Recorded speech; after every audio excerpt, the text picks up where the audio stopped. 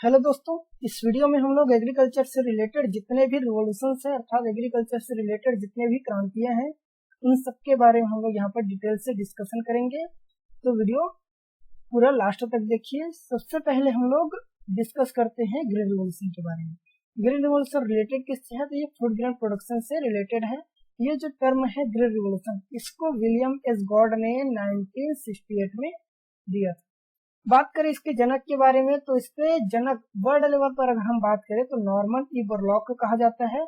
वहीं अगर हम हमारी इंडिया के बारे में बात करें तो डॉक्टर एम एस स्वामीनाथन को इंडिया में ग्रीन रिवॉल्यूशन के जनक कहे जाते हैं। ओके, इसी एम एस स्वामीनाथन को यूनाइटेड नेशन इन्वायरमेंटल प्रोग्राम के द्वारा फादर ऑफ इकोनॉमिक इकोलॉजी का टाइटल भी दिया गया है। तो याद रखना, father of green revolution in India और father of economic ecology in world कौन है? तो doctor M S Swaminathan. Okay, green revolution को स्टार्ट कब किया गया था? 1965 में इसको स्टार्ट किया गया था, अर्थात थर्ड 5 ईयर प्लान में इसको लॉन्च किया गया है। अब रही बात इस ग्रीन रिवॉल्यूशन के बारे में डिटेल, तो उसके बारे में हम लोगों ने प्रीवियस वीडियो में डिस्कस कर लिया है और उसका लिंक आपको आई बटन में मिल जाएगा। आगे चलते हैं। Evergreen revolution. एवरग्रीन रिवॉल्यूशन ये जो रिलेटेड है वो है एग्रीकल्चर के ओवरऑल प्रोडक्शन, अर्थात जितने भी एग्रीकल्चर के सेक्टर है, जितने भी टाइप्स के क्रॉप है, सभी चीजों को हम लोग जब एक इंटीग्रेटेड फॉर्म में स्टडी करते हैं तब हम उसको क्या कहते हैं? Evergreen revolution. इस टर्म को सबसे पहले एम एस स्वामीनाथन ने ही कॉइन किया था, इसीलिए इसे एवरग्रीन रिवॉल्यूशन के जनक कहे जाते हैं। इसको 11वें 5 ईयर प्लान में लॉन्च किया गया था। अब इस एवरग्रीन रिवॉल्यूशन का मेन ऑब्जेक्टिव क्या है? इसका मेन ऑब्जेक्टिव है सस्टेनेबल एग्रीकल्चर, अर्थात एग्रीकल्चर की सस्टेनेबिलिटी को बनाए रखना। सस्टेनेबिलिटी मतलब हमें बढ़ती हुई जनसंख्या को फूड प्रोवाइड करा सके, इसीलिए क्या करना है? हमें प्रोडक्टिविटी में तो इम्प्रूव करना है, अर्थात पर यूनिट एरिया में प्रोडक्शन हाई करना है, लेकिन उस प्रोडक्शन हाई करने के दौरान हमें हमारे इकोसिस्टम को कोई हार्मफुल इफेक्ट नहीं पहुंचाना है, अर्थात प्रोडक्टिविटी बढ़ाना है बिना किसी इकोसिस्टम को हार्म पहुंचाए बिना। यही क्या कहलाता है? Sustainable agriculture. और यही सस्टेनेबिलिटी किसका उद्देश्य है? एवरग्रीन रिवॉल्यूशन का उद्देश्य है। अगला आता है white revolution.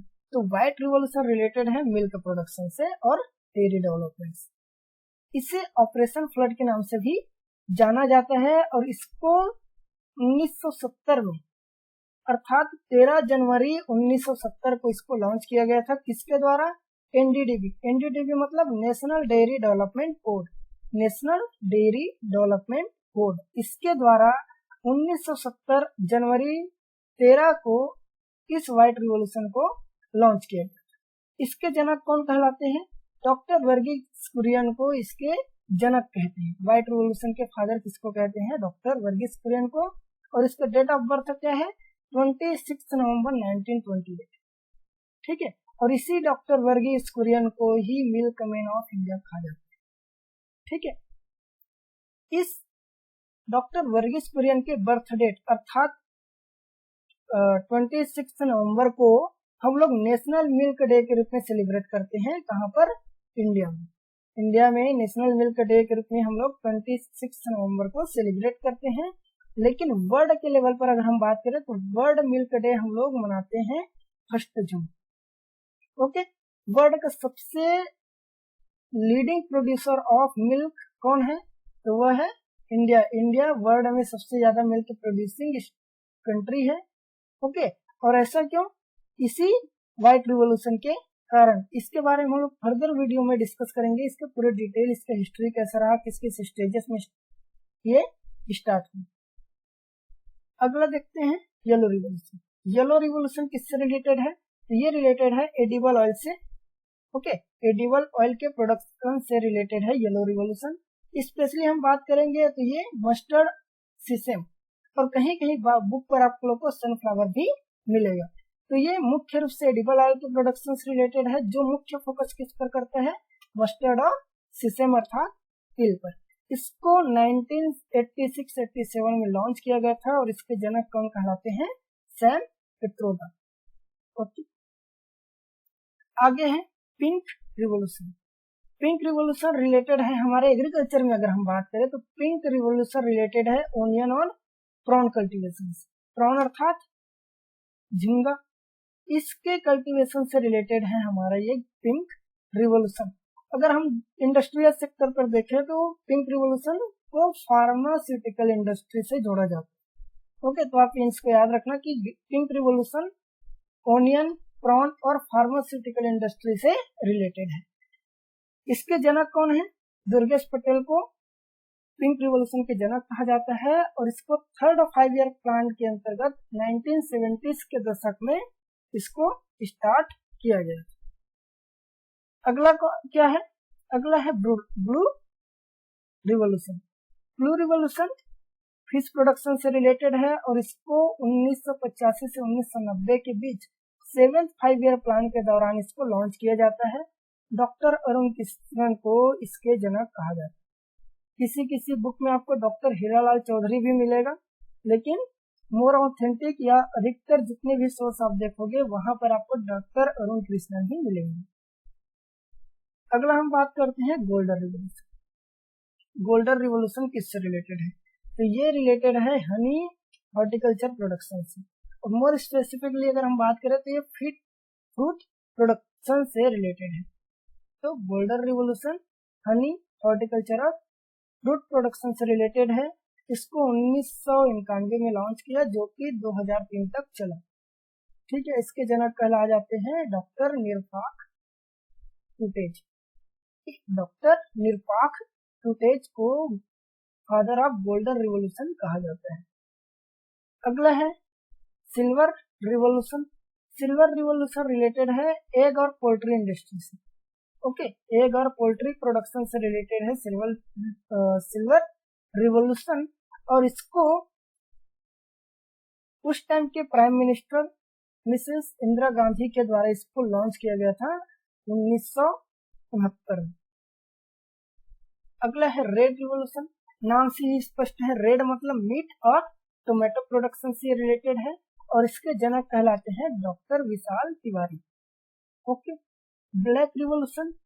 Black revolution related है पेट्रोलियम प्रोडक्शन से। ओके, ब्लैक रिवॉल्यूशन रिलेटेड है पेट्रोलियम प्रोडक्शन से, स्पेशली ये बात करता है बायोफ्यूल से रिलेटेड।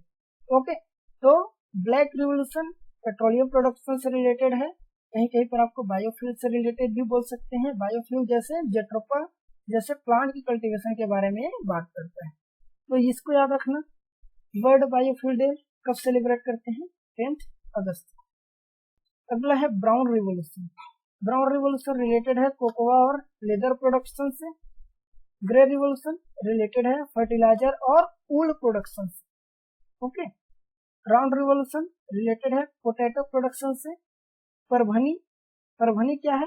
एक ओकरा का वेराइटी है और इसी के नाम से परभनी क्रांति ओकरा से रिलेटेड है। ठीक है, तो ओकरा या लेडी फिंगर से रिलेटेड कौन सा है? परभनी क्रांति। अगला आता है सिल्वर फाइबर। सिल्वर फाइबर हम किसे कहते हैं? कॉटन को कहते हैं, और इसीलिए सिल्वर फाइबर रिवॉल्यूशन किससे रिलेटेड है?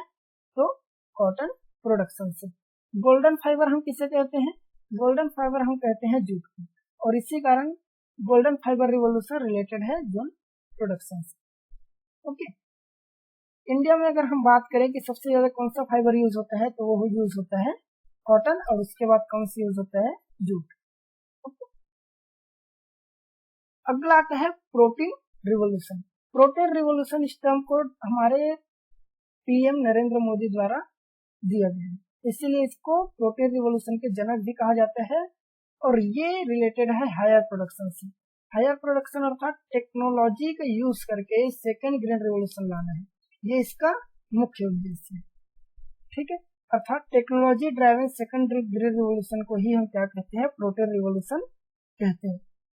ओके, और ये स्टार्ट कब हुआ था? 2014 में, और इसको दो मुख्य जो लोग हैं वो इससे रिलेटेड हैं, पीएम नरेंद्र मोदी और अरुण जेटली, जो उस टाइम के क्या थे?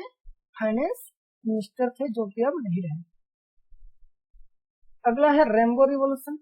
रेनबो रिवॉल्यूशन, रेनबो मतलब, रेनबो में क्या आता है, डिफरेंट कलर होते हैं और उन डिफरेंट कलर से ही ये रेनबो शब्द निकला है। रेनबो क्या बात करता है, रेनबो रिवॉल्यूशन में हम बात करते हैं एग्रीकल्चर के जितने भी सेक्टर हैं उनके डेवलपमेंट के बारे में, ठीक है। जैसे हम लोगों ने ग्रीन रिवॉल्यूशन में बात किया क्रॉप प्रोडक्शन, येलो रिवॉल्यूशन में ऑयलसीड प्रोडक्शन, ठीक है।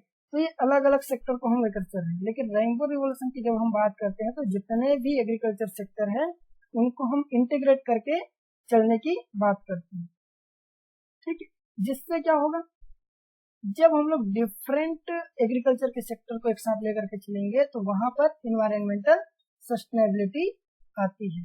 तो ये रेनबो रिवॉल्यूशन रिलेटेड है किससे, जितने भी एग्रीकल्चर सेक्टर है, चाहे वो डेयरी हो, फिशरी हो, फॉरेस्ट्री हो, चाहे मधुमक्खी पालन हो, या कोई भी सेक्टर जो एग्रीकल्चर से रिलेटेड है, सबको एक साथ इंटीग्रेट लेकर के चलने की बात करता है कौन सा, रेनबो रिवॉल्यूशन।